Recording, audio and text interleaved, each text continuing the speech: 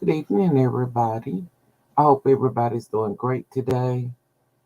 I'm coming to you, not going to be here long. Wanted to talk about Trump.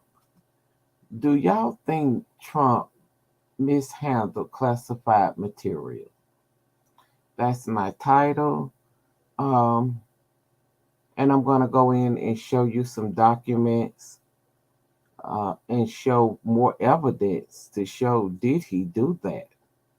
Uh, I don't think Trump would be in the mess he's in now. He do that? I don't. I think the reason that he's caught up in these indictment is because they asked Trump to turn back over the documents he had taken from the White House, and Trump refused to turn it over. So a lot of this is on Trump, just being bullheaded and thinking he's above the law. And I think they're showing him you're not above the law. So what I wanted to do, let me see if I can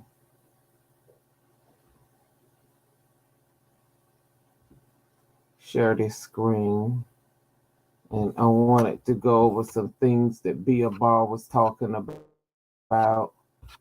And that's in the next video. Just give me a second. Okay.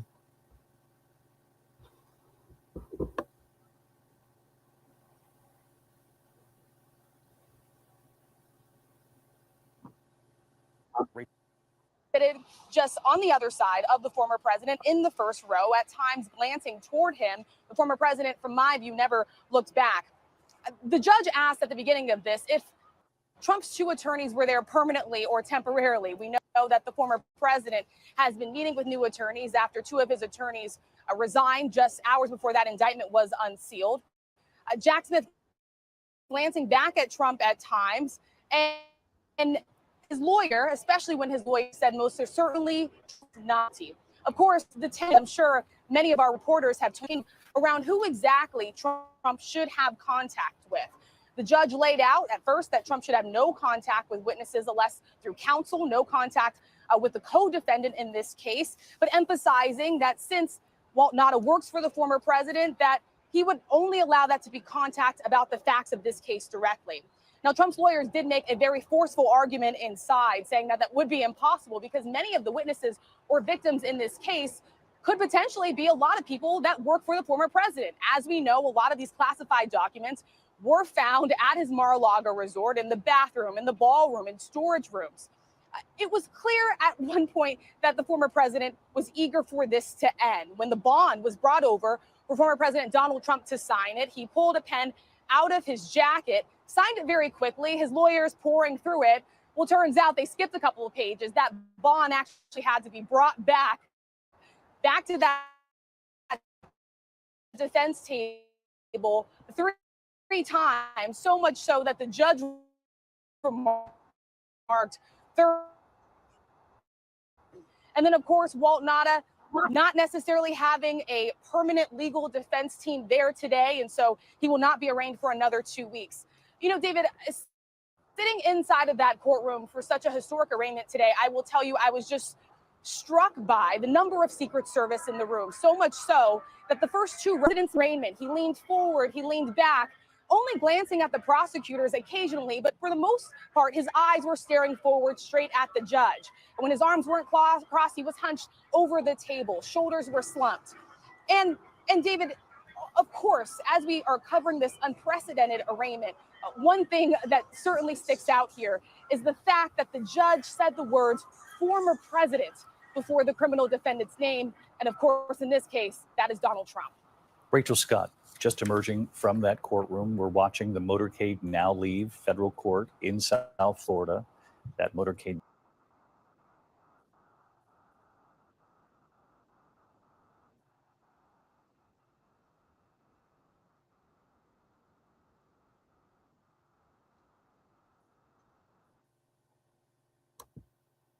Okay. And so there was another video I wanted y'all to listen to with Bill Barr to see what he had to say about what he felt about what Trump did.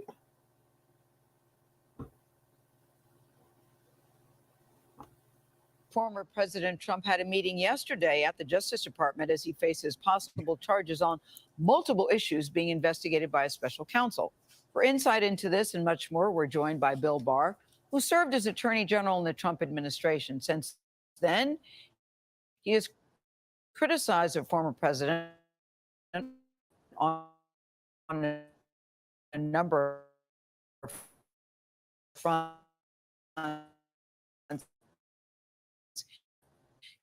He's also the author of one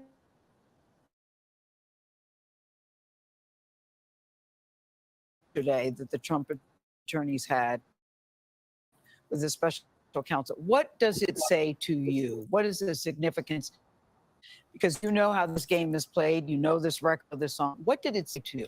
I think that meeting probably held a clean about some aspects of the special counsel's work, because generally the special counsel is generally independent and can make up their own mind. And I think they probably went to Main Justice, which is where this meeting was held, to claim that the special counsel hasn't been following the rules. But does it say to you that an indictment is near? Do you believe that? I suspect it's near. I've said for a while that I think this is the most dangerous legal risk facing the former president. And if I had to bet, I would bet that it's near. You believe there is enough evidence? Well, they won't indict if there's not enough evidence, but from what I've seen, there's substantial evidence there. And if there is a federal indictment, Bill, do you think that that hurts him politically? You know, it seems that whenever he's indicted or he's under scrutiny, his numbers go up, the support goes up, the donations go up. Do you think a federal indictment will make a difference? And I know it won't for his core base. So in the immediate future, it might. But I think based on the facts, as the facts come out, I think over time people will see that this is not a case of the Department of Justice, conducting a witch hunt. In fact, they approached this very delicately and with deference to the president. And this would have gone nowhere had the president just returned the documents. But he jerked them around for a year and a half. And the question is, did he deceive them? And if there's evidence of that, I think people will start to see that this says more about Trump than it does the Department of Justice. And that is that he's so egotistical that he has this penchant for conducting, risky, reckless acts to show that he can sort of get away with it. It's part of asserting his ego. And he's done this repeatedly at the expense of all the people who depend on him to conduct the public's business in an honorable way. And, we saw that with both impeded here, whether it's a crime or not. You just see, this man. The government believes that. The government think.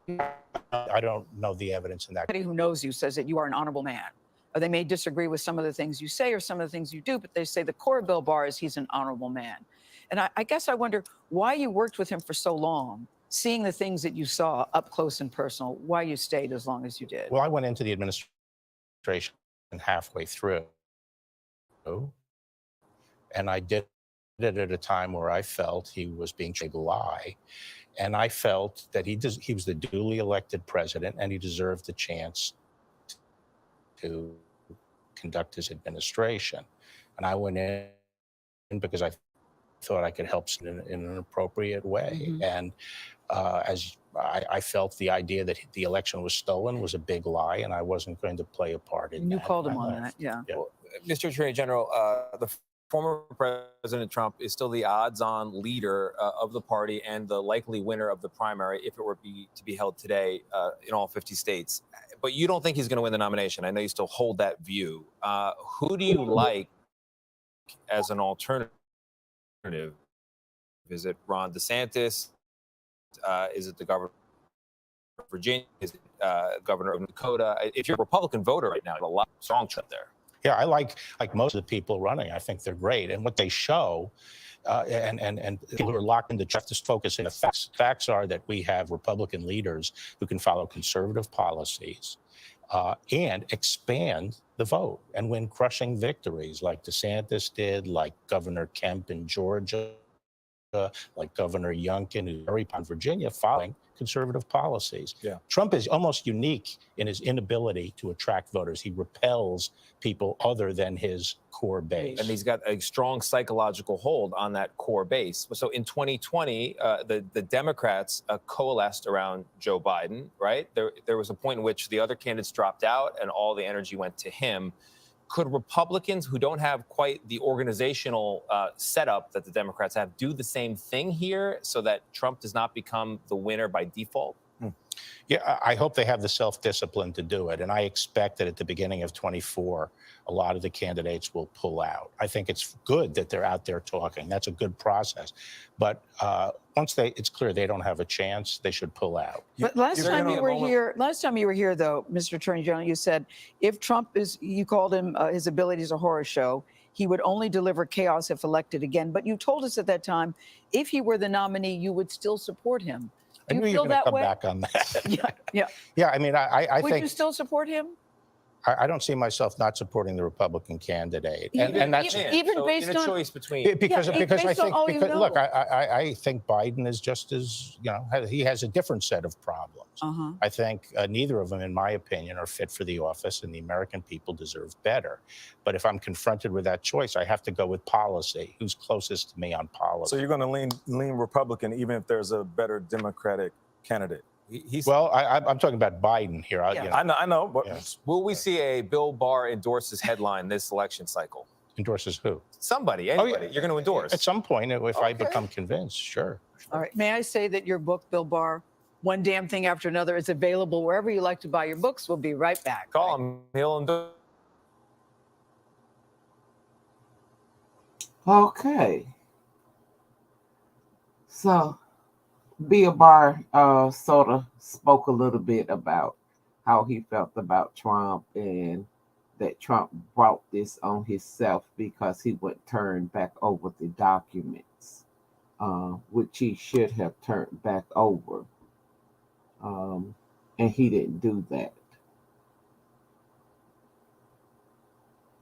And so now he is indicted with 37 counts, all because he didn't turn back over these classified documents. And so my thing is, do you think that Trump was wrong? Should he have went on and turned these documents over, and then he wouldn't be faced with these counts? Federal indictment charge former President Trump with 31 counts of willful retention of classified records, as well as 7 counts related to his alleged effort to obstruct the investigation. The FBI searched Mar-a-Lago in August of 22, and they found 27 classified documents. Mr. Trump's office included 6 with the highest level of classified. The third dimension illustrates show that the location, and I'm going to show y'all some pictures of Mar-a-Lago. It is in the documents. And so it's one thing when we see something, and it's another thing. Boxes of classified documents are stored. This is where Trump had them stored in the bathroom and shower in the Mar-a-Lago club lake room. And this photo includes Donald Trump federal indictment. So if you look at this picture, you can see he's got boxes stacked up in the bathroom.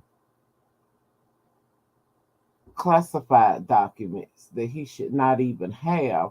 And then he made a statement saying he knew they were classified documents and he should not have them.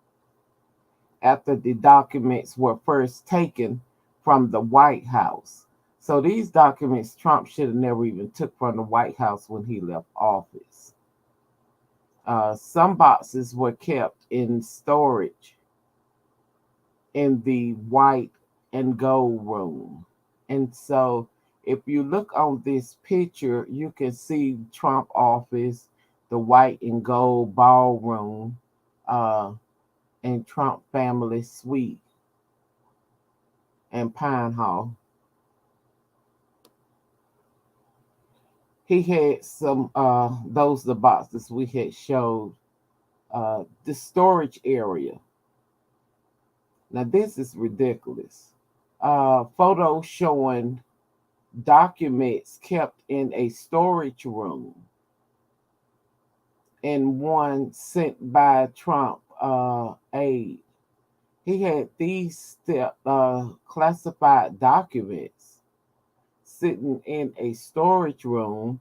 One of them now fell over if you look at the picture. But look how many boxes it is. And I think that's what people is not grasping around. These are separate areas that he had boxes stored, unsecured, no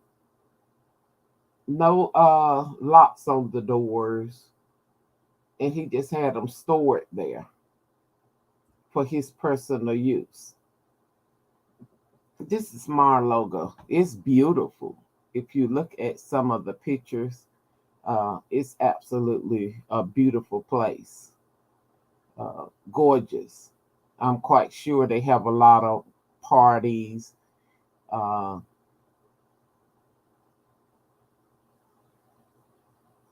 Here's the dining room hall where they enjoy guests. So you got a lot of people here. And with that being said, Trump have all these boxes stored and they're not up under lock and key. And with anybody staying at the resort, because I don't know how many families or how many rooms the resort has, they're saying anybody can find these documents, and they're classified and they should not be in the public's where public could get a hold of it, because somebody could get killed. But this is a beautiful site. I wanted to show y'all that that Trump had different areas where he was storing. He had a lot of areas that he was just holding these boxes, and they had asked him to turn the boxes back over, and he refused to because Trump thinks he's above the law. He pleaded, former President Trump pleaded not guilty in court to 37 criminal charges. We've never seen a president be taken to court, especially federal court. I've never seen it in my lifetime. I don't know about y'all. So he's charged with these charges on how he handled these classified documents and kept them in the Mar-a-Lago resort in Florida. And so now I want to know your thoughts. Do you think that Trump mishandled the classified documents? Do you think they should have been in different areas of this resort where anybody could have access to them? And a lot of them probably were classified documents that should have been under lock and key and sealed, that he never should have taken from the White House. But we know Trump, he did. So let me know your comments. Let me know your thoughts. And could you hold, let me see, 1 second.